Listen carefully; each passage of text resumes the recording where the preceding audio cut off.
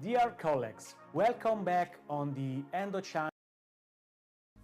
This is the 6th module of this Endo channel about endodontics, and I want to give you, in this introduction to this module, the background why the irrigating procedures are so crucial and so important in performing and in promoting the root canal healing. We all know that all endodontic disease, both pulpal and periradicular, are related to the presence of microorganisms. This is a concept that is very well clarified, that has been very well clarified since the 60s, the 70s, from the historical studies that demonstrated us that a tooth without an infection will never create a periapical pathosis, a periapical lesion. So, presence of microorganisms is crucial to determine the possibility to have an endodontic pathology. So, endodontics is based on a primary goal. The primary goal of endodontic treatment must be to optimize the root canal disinfection and to prevent reinfection. So, in vital teeth, it must be related to the removal of all contents of the root canal and to prevent possible infection and reinfection inside the root canal. In infected teeth, this aim is connected to the fact of minimizing the number of microorganisms and pathologic debris in the root canal system. So this is the important concept that we have to follow, and we all know that our enemies are the bacteria. When we mechanically instrument our root canal with the mechanical files, we know that we can greatly reduce the number of microorganisms remaining in the root canal system, even without irrigant and dressing. This has been demonstrated by several studies in which the authors have seen the statistically significant drop down of microbial contents inside the root canals even after the first step of the root canal treatment, the mechanical preparation, even without any irrigation. However, we also clearly know that mechanical instrumentation alone does not really disinfect an infected root canal system.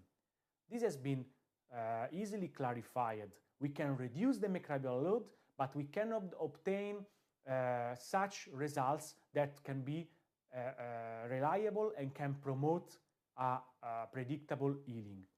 And this is because none of the several existing instrumentation techniques that we have always used and we are still using is able to clean and shape all the endodontic space. The mechanical files can only touch a small percentage of the root canal walls. That's also clear. And we know that in some canals we can reach only 40% of the canal walls. When we are more lucky, we can reach 70% of the root canal walls, but never we can touch 100% of the root canal walls. So never we can promote the cleaning of these walls just with the mechanical instrumentation. On the other hand, we also know that irrigation without mechanical preparation is not able to reduce the root canal infection under a certain load that may promote the healing. So these two phases must be used together, because we clearly know that through mechanical disinfection we cannot sterilize the root canal. Through chemical disinfection we cannot sterilize the root canal. So we have to use these techniques all together to try to obtain the best result, being clearly aware of the fact that we cannot sterilize completely the root canal, even doing all our efforts possible. So it's impossible to sterilize the root canal, and starting from this point of view, we have to increase and use all the weapons that we have in our hands to obtain the success. And although complete eradication of infection in the entire root canal system is the ideal goal to be reached, the maximum reduction in bacteria counts to levels that are compatible with the periradicular tissue healing is the attainable goal in current clinical endodontics and is the reality of what we can do. And as one of the primary objectives in root canal treatment is to reduce the microbial population in the root canals of infected teeth, we today know that this must be usually accomplished by mechanical preparation along together with the use of irrigating solution in what we call chemomechanical preparation. That is the topic of this module, and that is what we are going to describe in very high details on this module of the Endo channel by Gianluca Plotino. Dear colleagues, welcome back on the Endo channel by Gianluca Plotino, speaking about root canal irrigation and its importance on the long-term success in endodontic treatment. We will see the biological concept and the actual evidence and the future trends on the irrigation step and the irrigation phase on the endodontic procedure.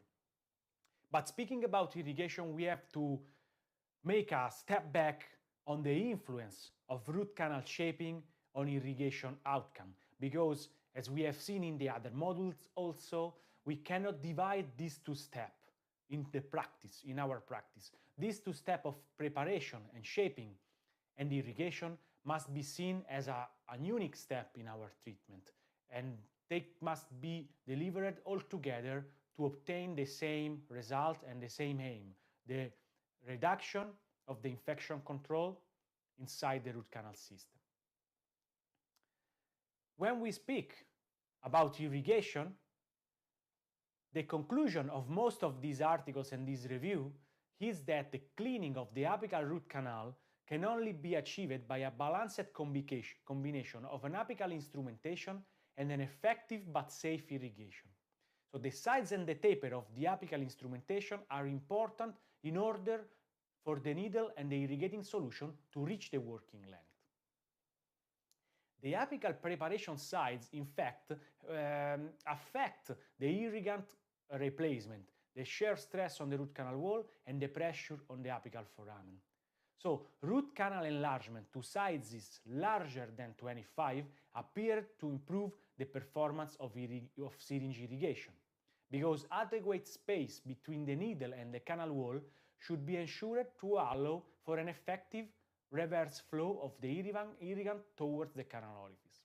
And this has been demonstrated by these images in these articles on fluid dynamics, in which it has been investigated the importance of the size of the apical preparation on the delivery of the irrigating solution inside the apical third of the root canals.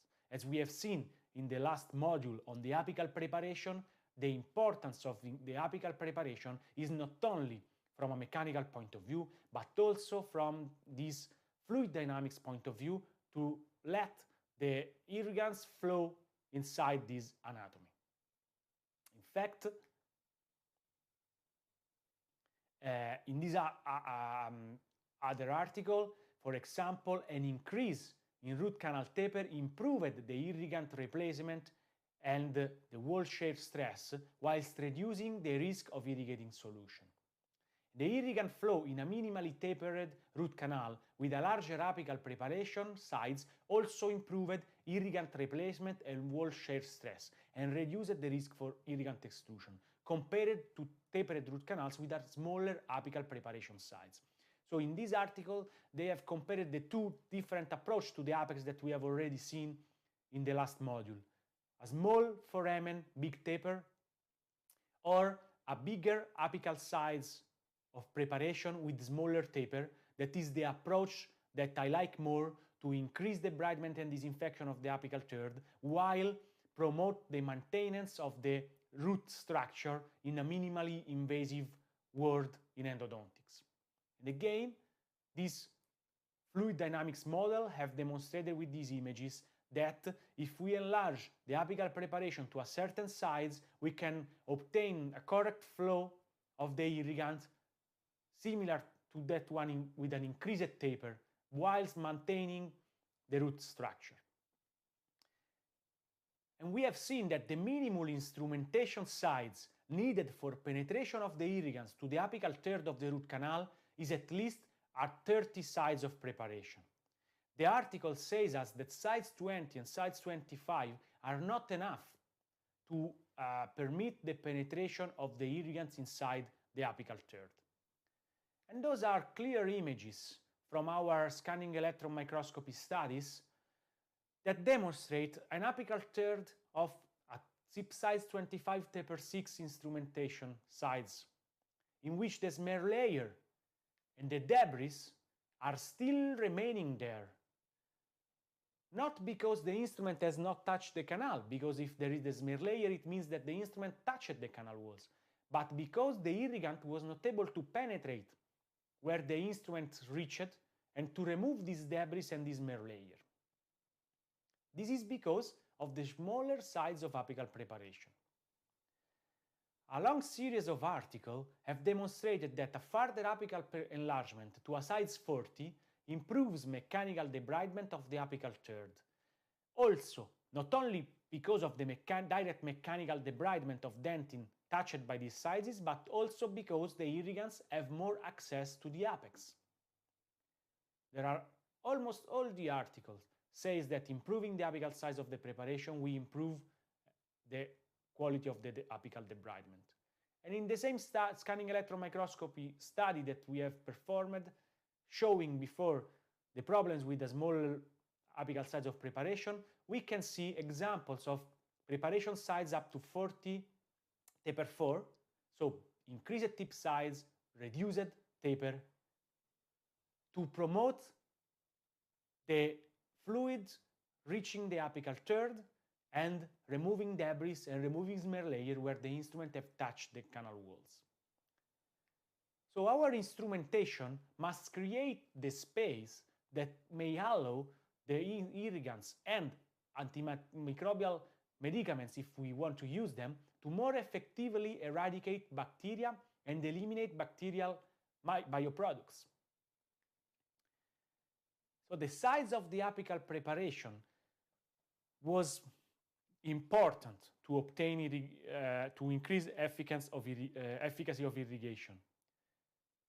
Increasing from 25 to 40 to 60, it does have a positive relationship with the cleaning and the irrigation efficacy without influencing extrusion if we perform a correct technique.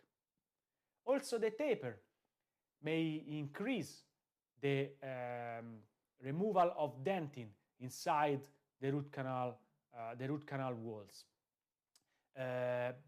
but it may reduce the strength of the roots. So if we can obtain the same results with bigger sizes in the apex and smaller taper, I would prefer, because an increase in apical preparation size and taper obviously resulted in a statistically significant increase in volume of the irrigant.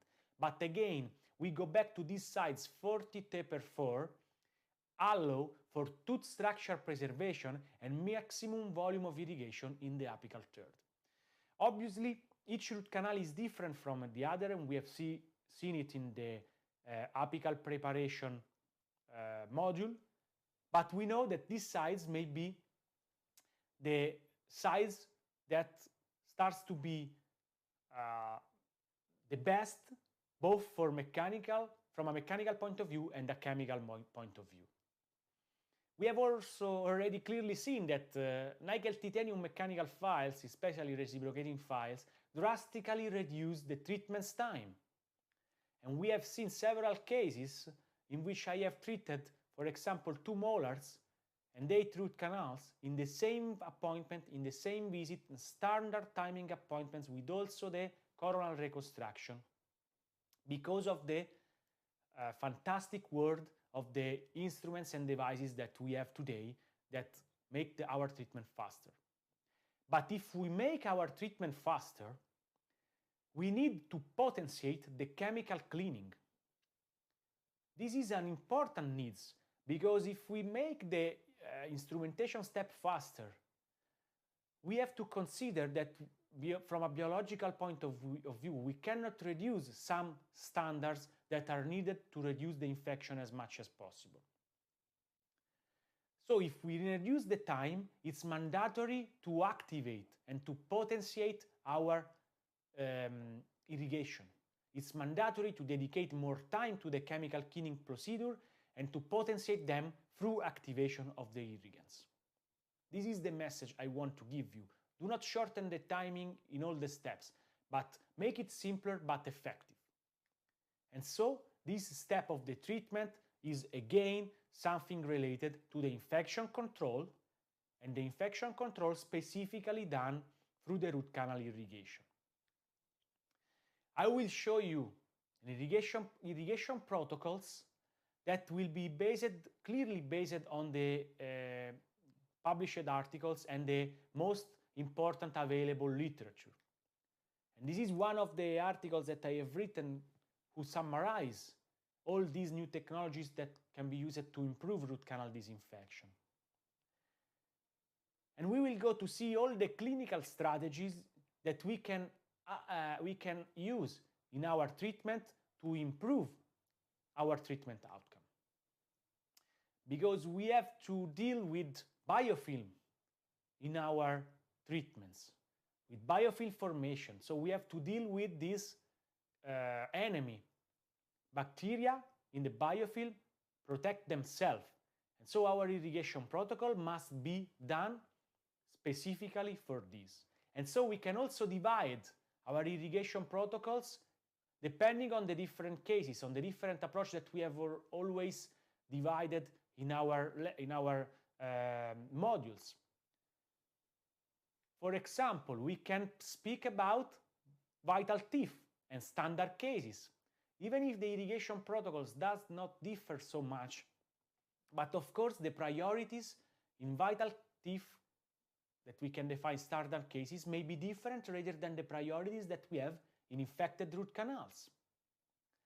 And so, the basis of irrigation in standard cases, in vital cases, are made using sodium hypochlorite during the instrumentation, EDTA 17% after hypochlorite, and agitation of irrigants with passive ultrasonic irrigation or high power sonic irrigation during instrumentation and after the last instrument.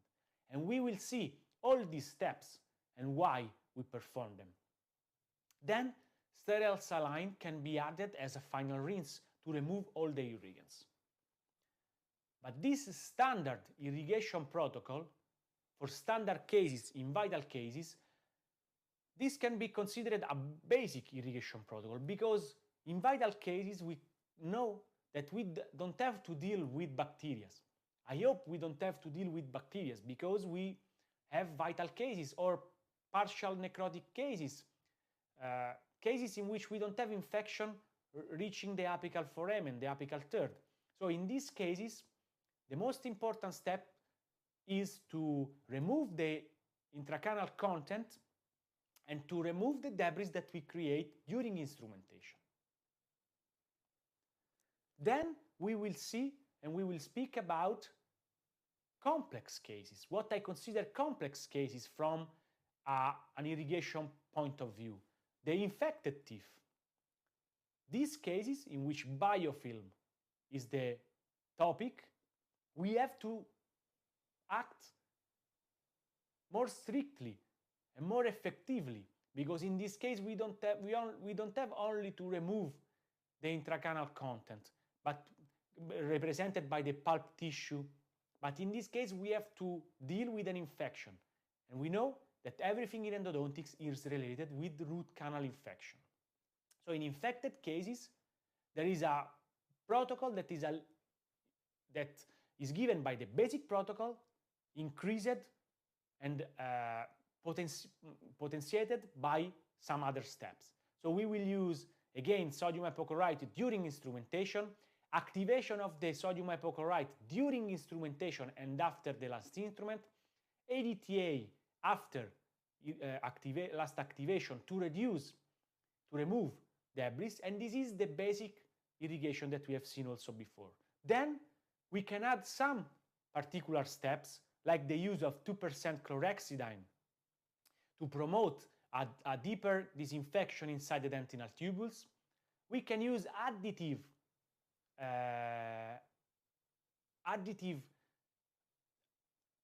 systems that may promote agitation, like apical negative pressure irrigation in some selected cases, we can add light-activated disinfection in some selected cases, while maintaining sterile saline as a final rinse. We will see any single step and explain why and how to perform them. We have just few very clear statements in endodontics, like an endo Bible. And in the irrigation protocol, the liquids that we are using, they are one of them. Because in irrigation protocol, we are used to use two liquids, one for dealing with the organic component, the sodium hypochlorite, usually sodium hypochlorite, and the other one to deal with the inorganic component, that usually is EDTA. So let's go to speak about the first and most important liquid in irrigation in endodontics, the sodium hypochlorite. We know that these two are the irrigants of choice. Both sodium hypochlorite and the DTA has been seen in the classic studies to be sufficient for the contamination of the root canal system. So we can have different types of sodium hypochlorite. These are sodium hypochlorite ranging from 3 to 6%, and sodium hypochlorite added with surfactant, the chlor extra, and we will see the advantage and how to use them during the root canal treatment. I like to use high-power sodium hypochlorite, like 5 to 6% sodium hypochlorite during the instrumentation phase. Because the aim during the instrumentation phase is to remove the intracanal content represented in that moment by pulp tissues, bacteria, organic debris. So most of the time I want sodium hypochlorite acting against this part of the intracanal content. And I do not make an alternated use of sodium hypochlorite and EDTA as traditionally taught in our university, because the use of EDTA alternated to sodium hypochlorite reduce the available chlorine. So they should not be present in the root canal at the same time if the therapeutic benefits of NaOCl of sodium hypochlorite are to be realized. So if we want during instrumentation sodium hypochlorite to be as active as possible against bacteria, against organic tissues, we don't have to remove sodium hypochlorite from the root canal, alternating it with other solutions. And this is what I want primarily. So during the instrumentation, I usually make irrigation with 6% sodium hypochlorite, around 2 to 0.5 milliliter of irrigant, each instrument or every instrumentation step. So every time that we remove the instrument from the root canal, for any reason, I use sodium hypochlorite. Using only sodium hypochlorite during the instrumentation enhances the time of action of sodium hypochlorite inside the root canal that is not altered chemically by other substances, as we have underlined.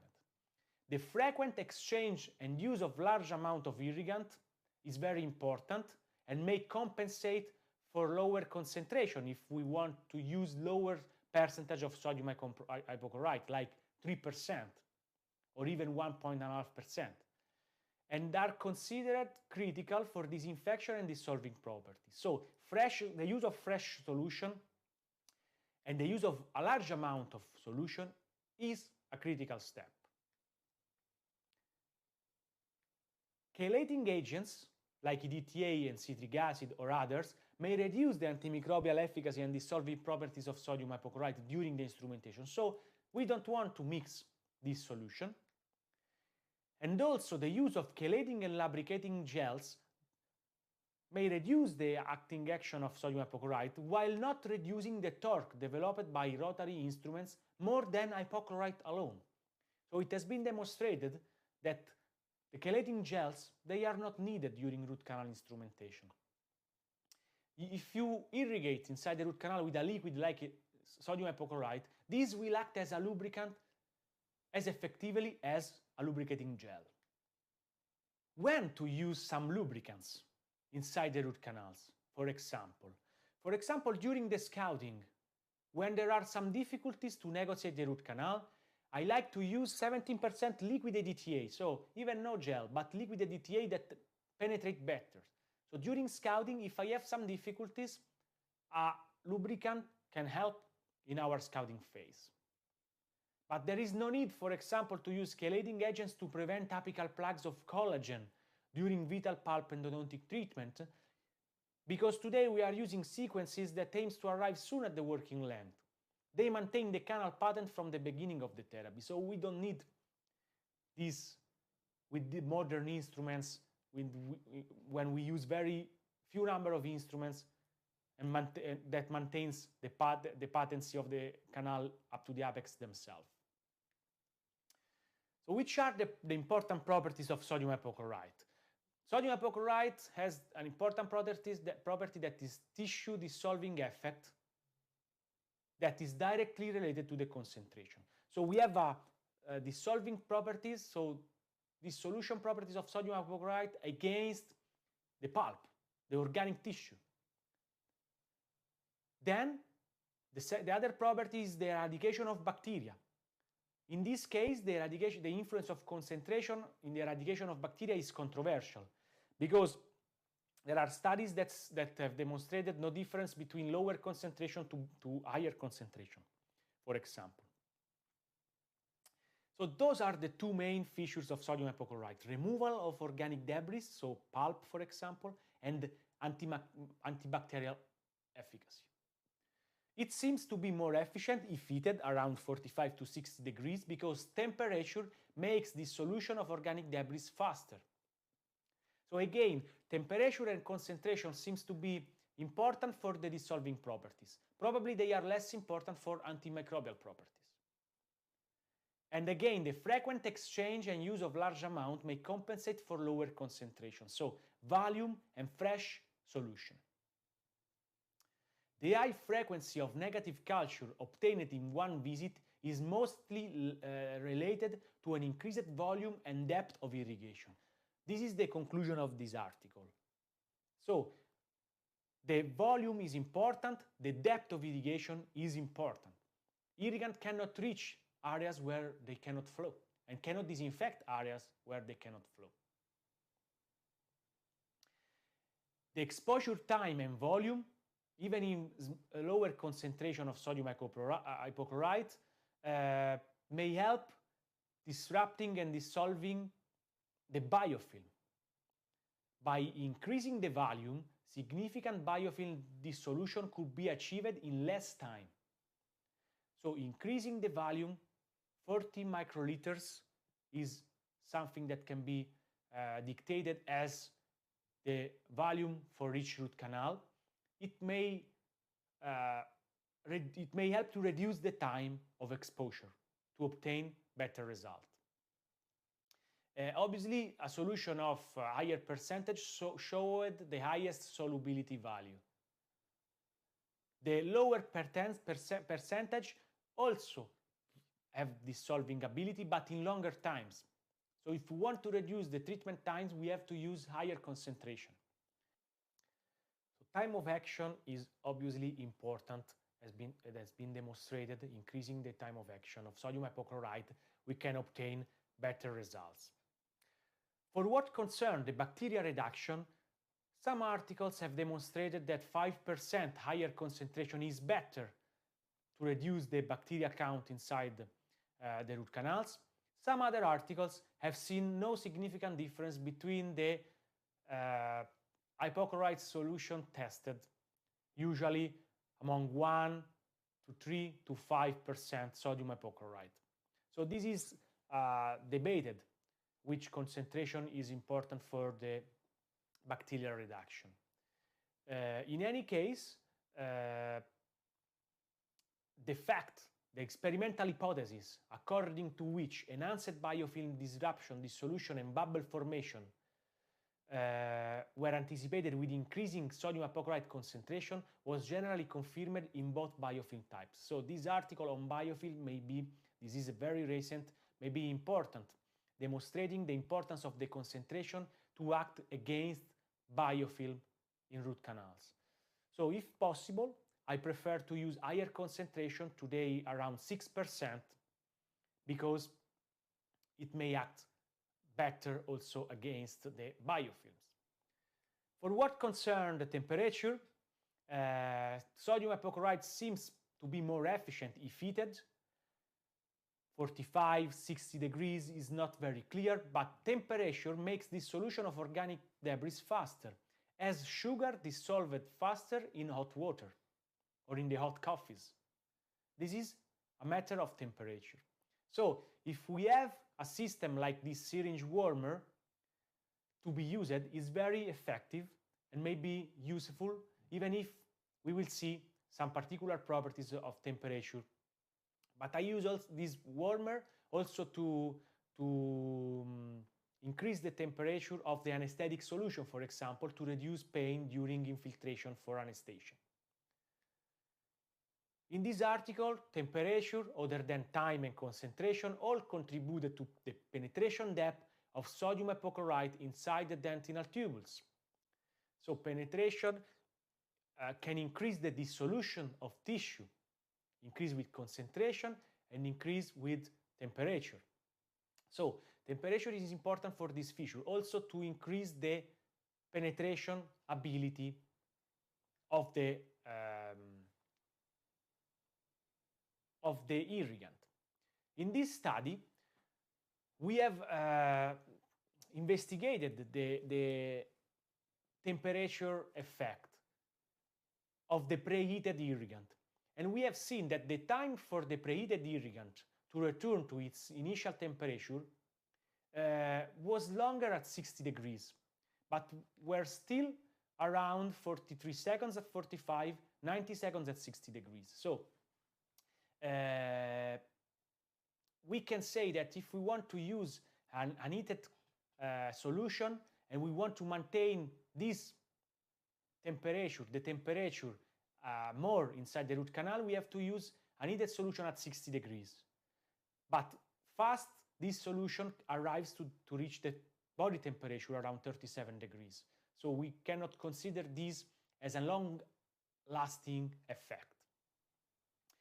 Under the condition of this other study, using a 2.5% sodium hypochlorite solution, this had a stronger bleaching effect on blood and blood-stained dentin than 5% hydrogen peroxide, for example.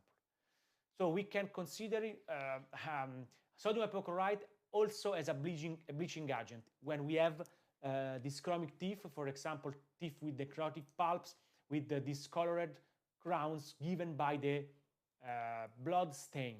This may help in obtain a very good bleaching effect. Some sodium hypochlorite has been added with surfactants, like this Chlorextra with 6% sodium hypochlorite enhanced with proprietary surface modifier and wetting agents. What is a surfactant? A surfactant is something that reduces the wetting, that reduces the surface tension, improving the wetting ability of the liquid. So the surfactant reduces the surface tension of the liquid. Reducing the surface tension of the liquid, it is supposed the liquid has better wetting ability and may better penetrate inside the dentinal tubules, because this will reduce the contact angle and the surface energy without affecting the free chloride contact, cytotoxicity, or antibacterial properties of the mixture. This may promote a better penetration of these agents. But this does not increase the dissolving properties of this agent. So it may be helpful, but probably is not the most important feature of an irrigant, as the penetration, the penetrability of the irrigant today is increased much more with the agitation of the irrigant. That probably is the most important part. more than this, the additional surfactants present in this solution. We have also studied the impact of sodium hypochlorite on the nickel titanium corrosion of our instruments.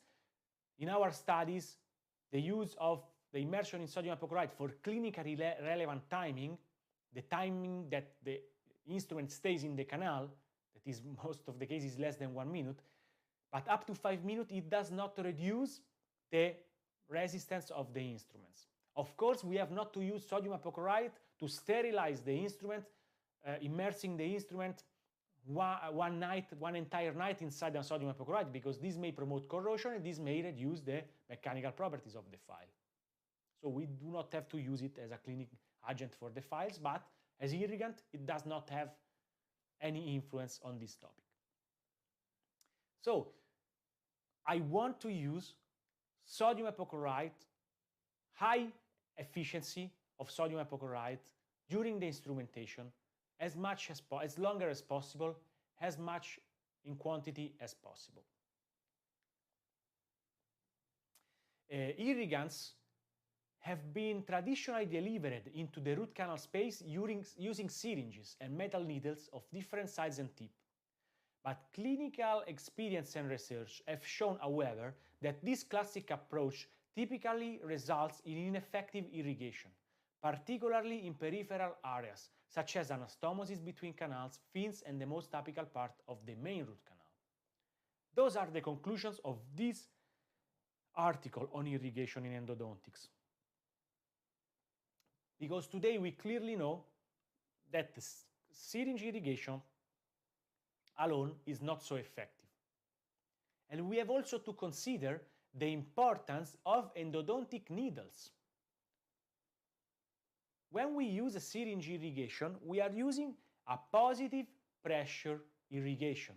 It means, as we can see by these videos, that we are pushing the irrigant from the outside from the needle with a positive pressure that pushes the irrigant forward. But a stagnation plane exists beyond the needle tip, which the irrigant cannot penetrate. So we have to consider the reality inside the root canal. This is the stagnation plane in front of the needle. The goal is to shift the stagnation plane apically to be coincident with the canal terminus without extending beyond it, to achieve effective irrigation inside the root canal. And this is mostly related with the depth of insertion of the irrigating needle inside the root canal. The depth of insertion of irrigating needle is crucial. For this reason, it's crucial which kind of irrigating needle we use. So the ideal irrigating needle is the needle as small as possible. Normally, we are using 30 gauges needles, even if there are needles that arrive to 31 gauge. The insertion depth should be 1 to 2 millimeter maximum shorter of the apex. I like to use a side-vented closed-end needle like this for safety purpose, and a pressureless irrigation limiting the risk for extrusion. And we will go to see all these points. This is a table in which there is the correspondence between gauge size and diameter. So 30 gauge is 0.3 diameter. So we have to consider in a 30 preparation, we have difficulties to arrive with this 30 0.3 millimeters tip size to the apical third. So we have to consider the importance of the apical preparation related to the sizes. But 27, 25, they are 0.4, 0.5 millimeters. They do not reach the apical third in most of the situation because they are too big. And if they do not reach the apical third, the liquid will not penetrate the stagnation plane and will not reach the apical third. So the 30 gauge were more efficacious in cleaning the apical third in this study, for example.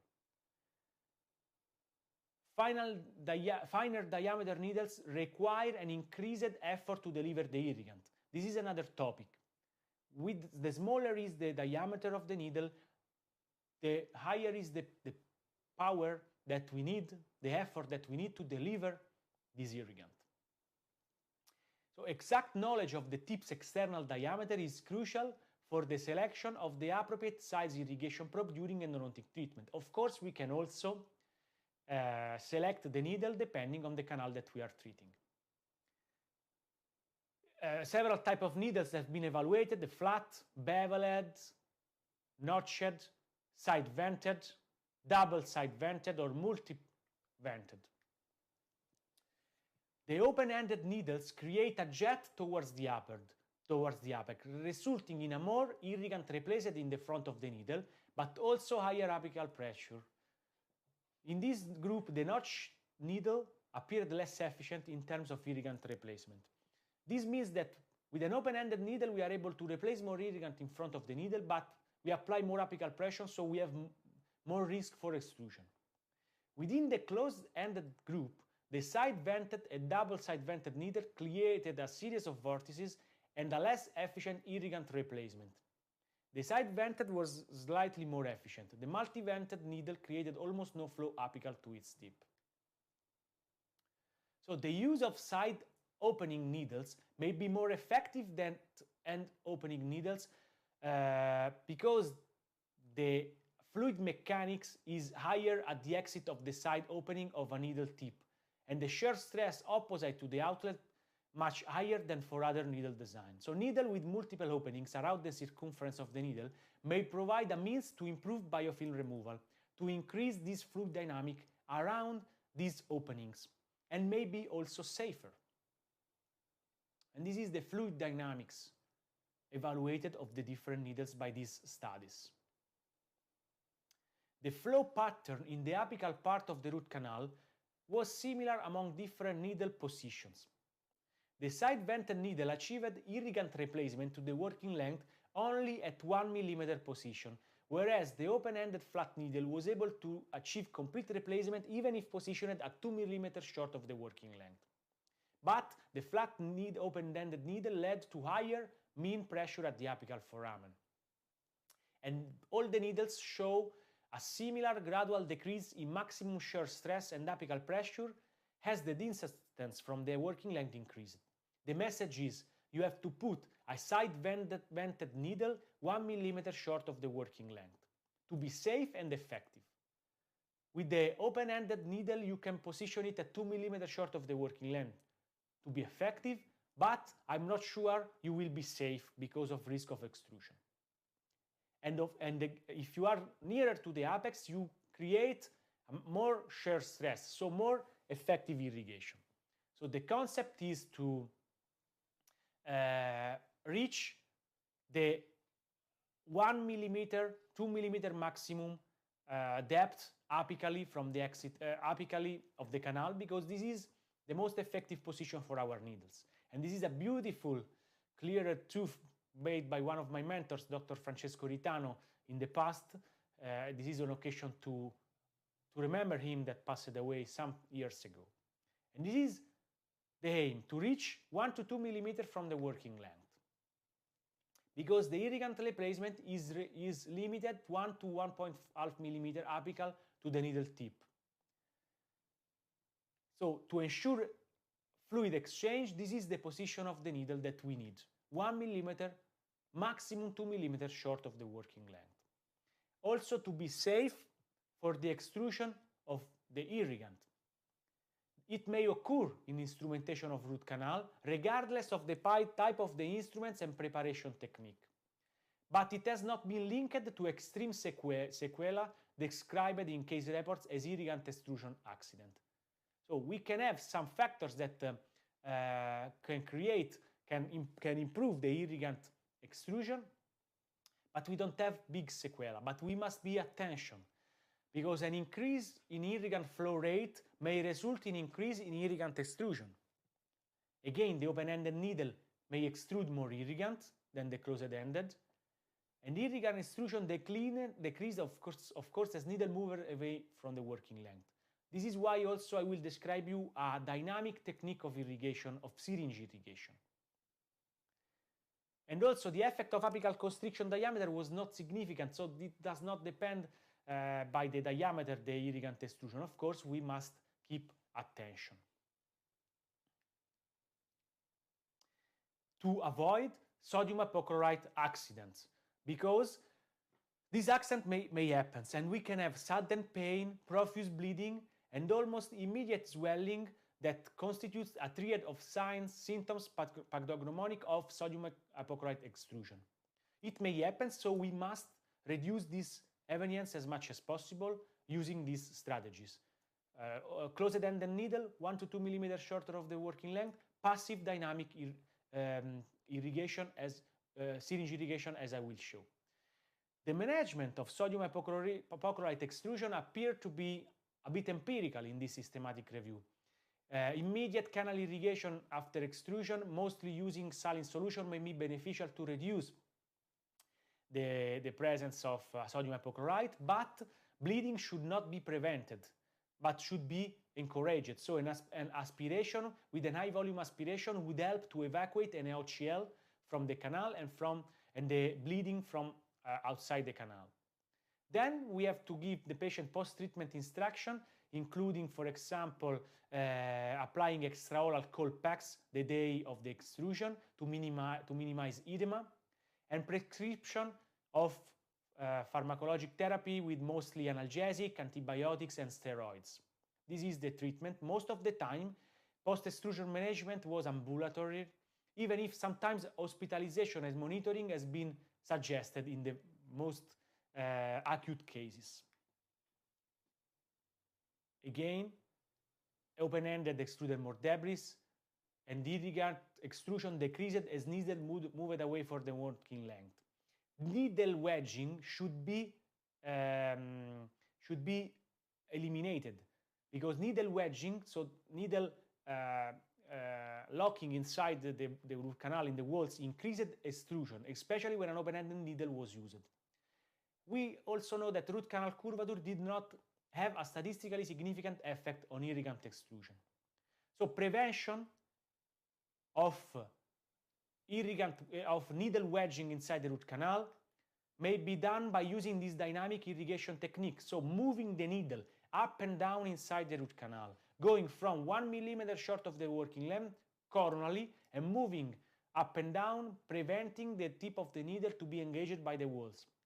This will reduce drastically the risk for extrusion, because the tip of the needle engaged in the walls will only push the irrigant apically and will promote more extrusion. So this dynamic passive syringe irrigation technique is fundamental. Those are the needles that I usually use, this 30 gauge needle, also with the secure lock for endodontics. I always use syringes with different colors for the different irrigating solution that I'm using, so I can recognize them without any specific sign because of the different colors. This is a nice fill station that can be used to fill the syringes in a very clean way, very effective way. All this may be useful for everyone.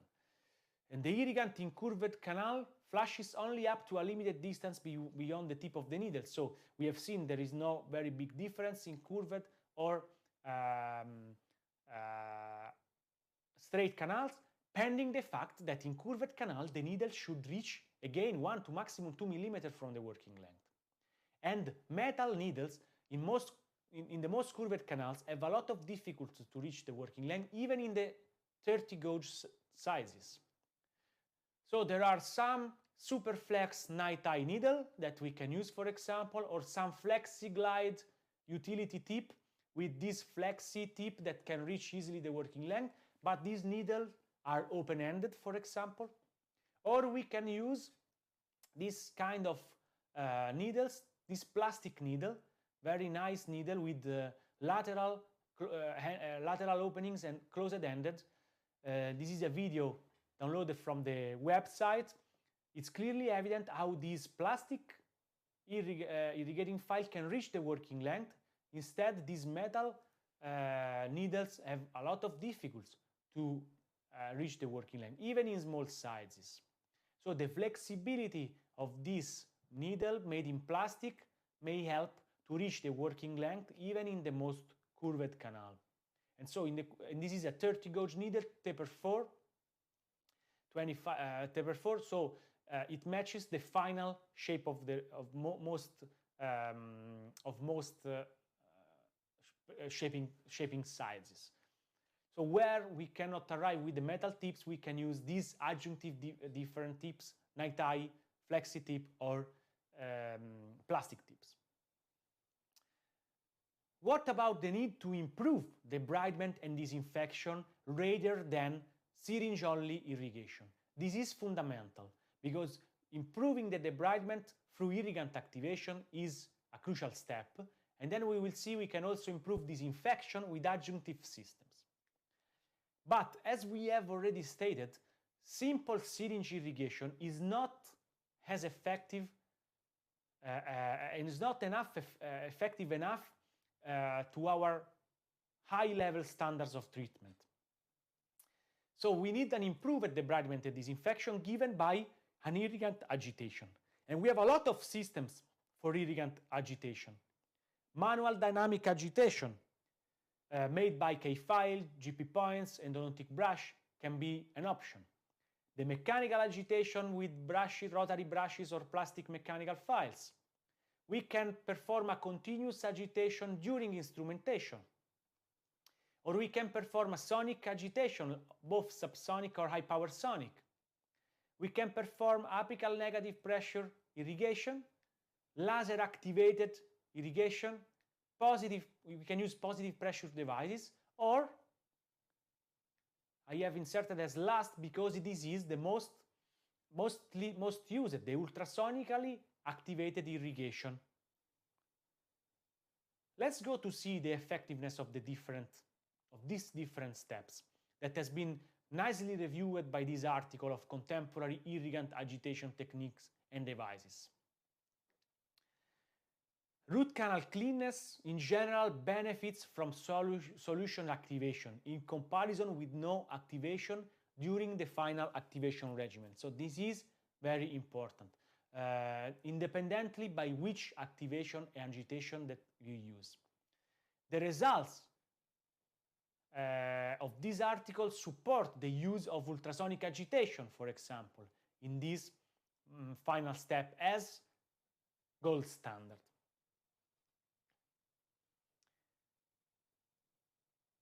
So the first step that we can perform is a manual dynamic activation. I like to use the term agitation because agitation is more correct. We are moving the irrigant, we are agitating the irrigant. If the Navi tip FX, this tip has been demonstrated effective in removal the smear layer, for example. So this can be performed a manual agitation of the irrigant with these brushes during the irrigation itself. Or the manual dynamic activation can be performed by manual brushes like this, but the manual brushes, they are not small enough to reach the working length, for example.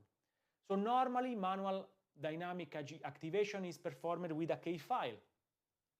A K-file positioned up to the working length for a recapitulation after flushing may improve irrigant penetration, as demonstrated by this article. So always when we perform the manual scouting or manual patency or manual recapitulation, let's do it after irrigation up to the point of the needle where to arrive, because this may promote penetration of irrigant to the apical third. The irrigant may be delivered by the mechanical file and the manual file. And we can also have the effect of a patency file. The patency file is a file that penetrates the apical foramen to maintain it opened and to prevent accumulation of debris. These studies have also demonstrated that maintaining the apical patency significantly leads to minimize the presence of gas bubbles. The vapor lock effect may be minimized by the apical patency, by maintaining the apical patency. And this may improve the delivery of irrigant into the apical third.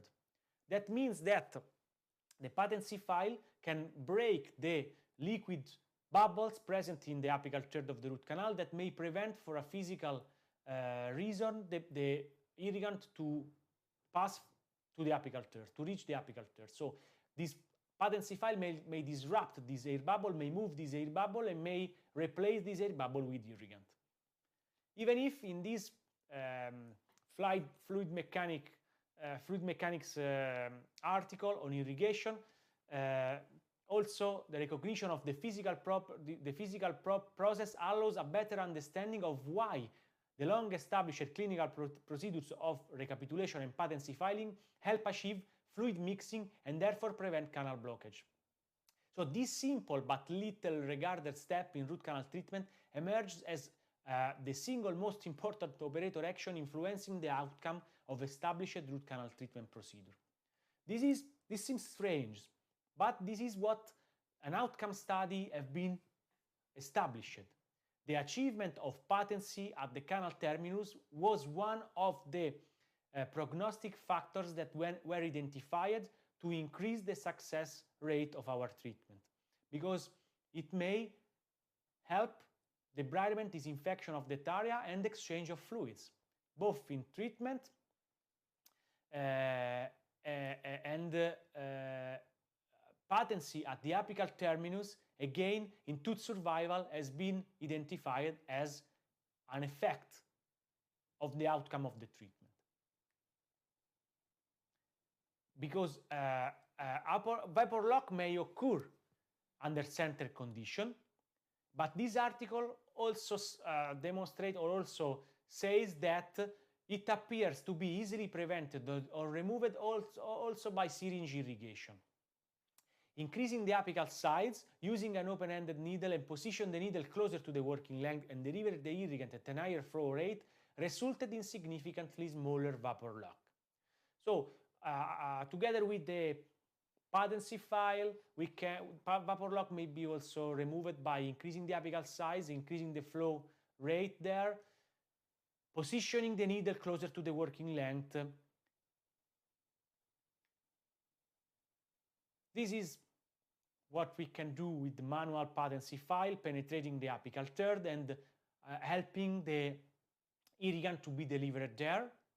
So syringe irrigation, when it's performed with smaller diameters at longer distance from the apex, let's help the irrigants to deliver the apical third with the manual dynamic activation with files.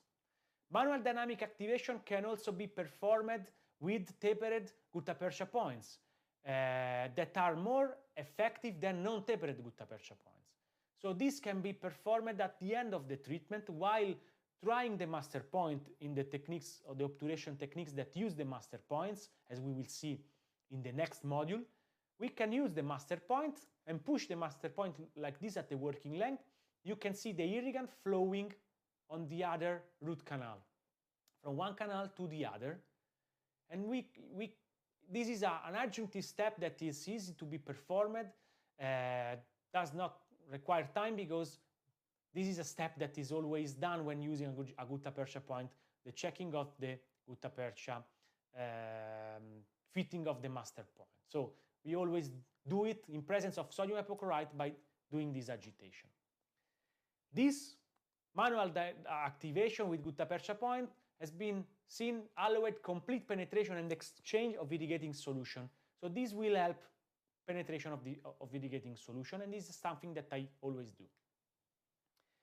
Another system for irrigant activation is this mechanical dynamic activation. Can be used with plastic files that can improve the penetration of irrigants, or these canal brushes, again plastic mechanical files, tended to produce cleaner canal walls and significantly less smear layer and debris than manual agitation. So these articles and this literature investigating this manual agitation with different techniques seems to improve the penetration of liquids rather than only syringe irrigation, but they are not enough. They are not enough. Another type of mechanical dynamic activation may be performed by active files used during root canal preparation, like the self-adjusting file. This particular file in these systems aims to enlarge mechanically and to clean the original anatomy without changing the shape of the root canal. So this typical file, even if it has several limitations in the shaping procedures, it may be used to clean the mechanically more areas and help in the irrigation phase to mechanically deliver the irrigants towards the inaccessible areas. The literature about this file on this topic, on this purpose, it's quite positive. But in my clinical activity, it's very useful just for this step. And we will see that probably with the activation with other techniques we can obtain similar results. Another mechanical file that can be used in this step at the end of the instrumentation for the mechanical dynamic activation is this XP Endo finisher. The XP Endo is a thermally treated file that has these particular properties, having this shaping effect, this elliptic shaping effect. We can see it also in this slow motion video. These elliptic shaping effects may increase the penetration of the irrigants, may increase the touching efficacy of the file to the walls of the root canal, thus improving the cleaning of mechanical cleaning on the root canal walls. Most of the cases improving the chemical cleaning of the root canal walls by pushing the irrigants laterally. And this is one case in which it has been used. For example, for the removal of medication with this mechanical action. This is a calcium hydroxide medication, and the removal using this XP Endo finisher that can probably touch better all the root canal walls, especially in larger root canals like these irregular root canals.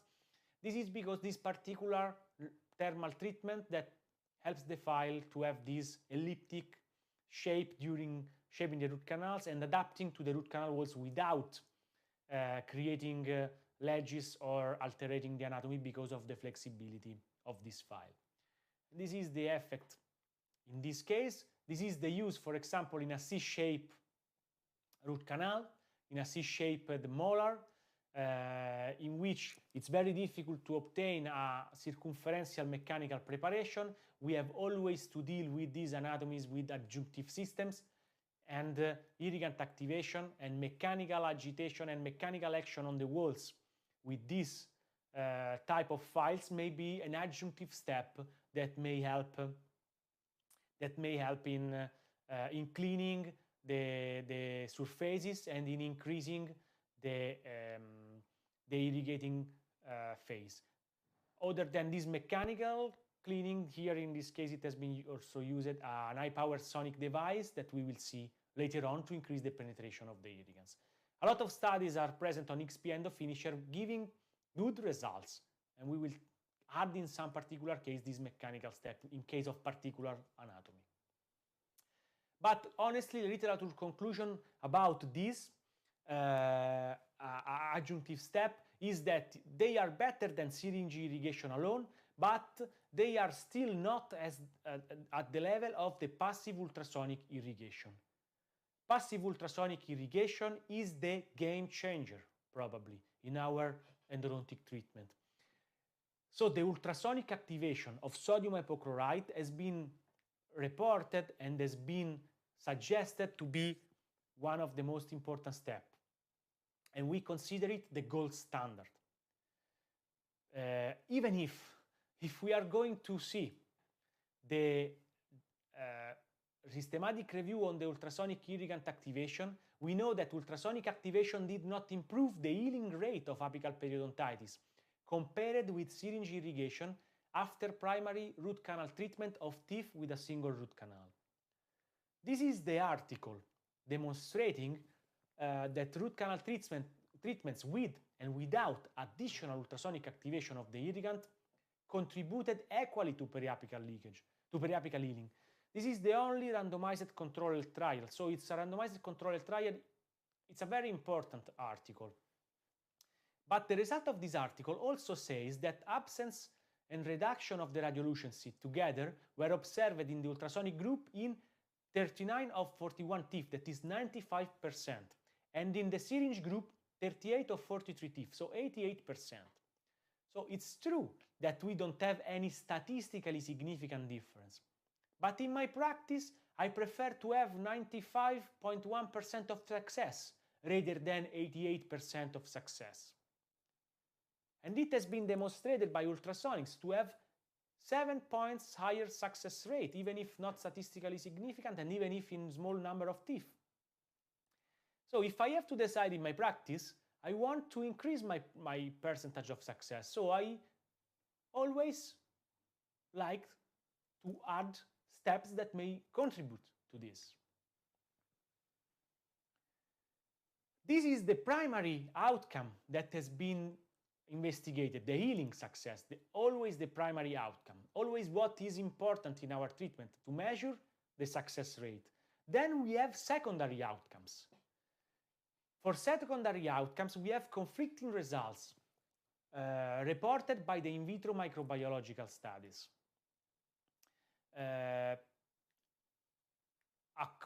According to the results of this meta-analysis, there was no statistical difference between passive ultrasonic irrigation technique and the conventional techniques in the root canal cleanliness through microbiological analysis.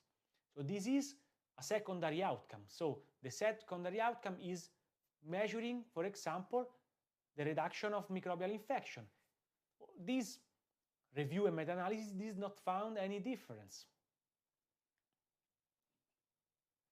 But because passive ultrasonic irrigation strategy was not able to improve radiographic healing after endodontic treatment or improve bacterial disinfection. Ultrasonic activation was more effective than syringe irrigation in the removal of pulp tissue remnants and hard tissue debris based on both clinical and in vitro studies. So we have a difference. Probably the difference is not in the outcome nor in the microbial reduction, but we have difference, for example, in debris removal and pulp tissue remnants removal. So the basic cleaning mechanism, so there are still controversies about the importance of ultrasonic activation. But why not to perform this additional step if it may help us? It may help us in our treatment.